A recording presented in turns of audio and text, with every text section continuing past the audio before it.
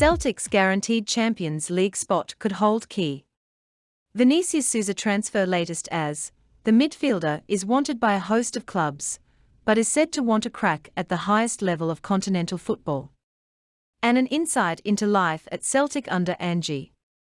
Celtic's guaranteed place in the Champions League could help them land Vinicius Souza, according to a report.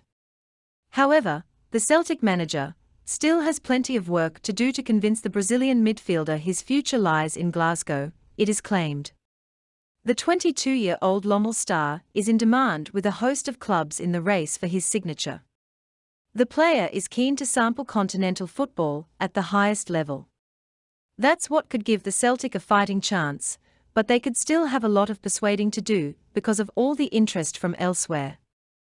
Henk boss Wout Rankin wanted to be reunited with the player after taking him on loan to KV Mechelen last season.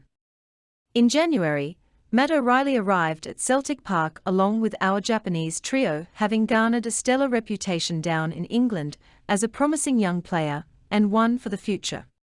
During his days at Fulham, Matt saw very little first-team action, which persuaded him to seek pastures new once his contract expired at Craven Cottage. Although Scott Parker was desperate to keep hold of the young midfielder, O'Reilly thought his development would be best served with an apprenticeship in League One with MK Dons. He duly left the London side and signed a deal on far less money than he would have received had he put that before his footballing aspirations to sit in reserve. After a storming time at the Dons, O'Reilly attracted the interest of various clubs across the border, but it was Ange Postecoglou and Celtic that swooped in with a £1.5 million deal to bring him to Parkhead during the winter transfer window. Having been rebuffed in their attempts to sign Aussie star Riley McGree, who opted for the mediocrity of Middlesbrough, they captured O'Reilly for a significantly smaller fee and looked to have dodged a bullet in the process. O'Reilly has spoken out about his first few months in Glasgow as a Celtic player. Speaking about his new coaches both at Celtic and Denmark, he said, "I've only met Casper once or twice, so I can't say that much in depth about him. But he seems very approachable. He came up to me and asked me how I was doing and how he was happy to see me training well at this level. Sometimes it's nice to hear those kinds of things.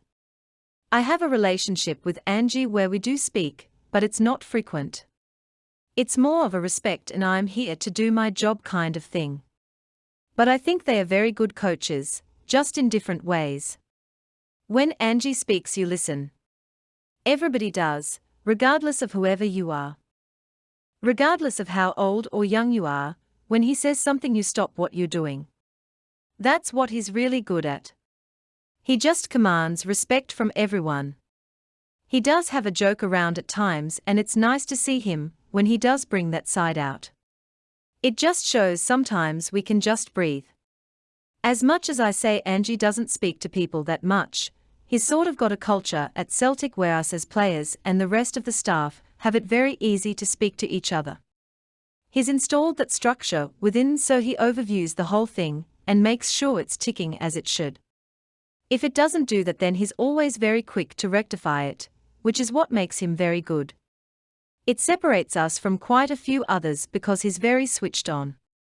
We always say as players depending on the game or the situation or the time, he always seems to say the things you want to hear. Matt also admits Ange's ability to keep his emotions in check is a crucial factor to how this team performs his instructions on the field of play. He said, he says it at the right time and doesn't get very emotional, which, nowadays, is a very important factor. If you get very emotional, all your messages can get completely lost in translation, and players on the pitch might feel a bit anxious.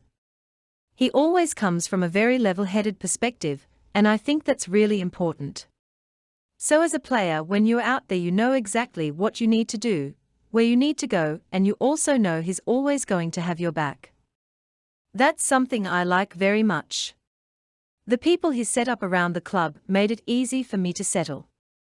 The midfielder also revealed he felt instantly at home in his current milieu, and it took him just 3 days to settle in. He continued, "I genuinely felt at home within 3 days. Genuinely. The first day you're a bit nervous, but I'd already started my first game after something like 2 days.